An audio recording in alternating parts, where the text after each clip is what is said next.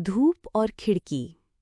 धूप ने खिड़की के किनारे को गर्म कर रखा था, जहां लूना आराम से ऊँघ रही थी। अचानक एक खूबसूरत तितली उड़ती हुई गुजरी, जिसने लूना की तवज्जो अपनी तरफ खींच ली।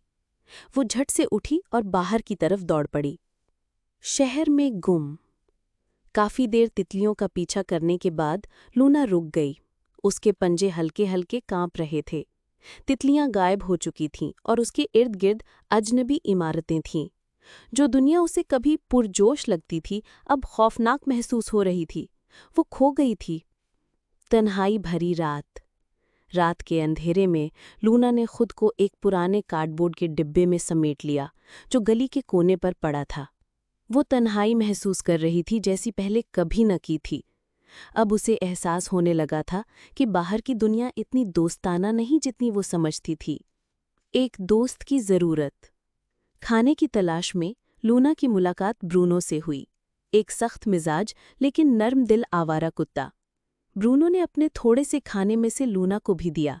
उसकी गर्मजोश और भारी आवाज़ ने लूना के दिल में उम्मीद की चमक पैदा कर दी। तूफान का कहर। बादल गरजे और मूसलाधार बारिश होने लगी। लूना गली में दौड़ रही थी कि अचानक एक तेज पानी का रेला उसे बहाकर नालियों में ले गया। चालाक चूहा। अंधेरे नाले में लड़खड़ाती हुई लूना की मुलाकात माइलो से हुई, जो एक छोटा मगर होशियार चूहा था।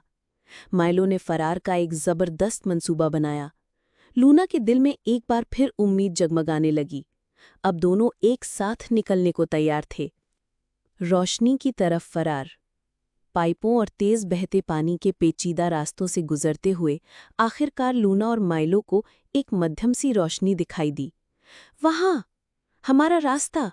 माइलो खुश होकर चिल्लाया। कौआ राह दिखाता है।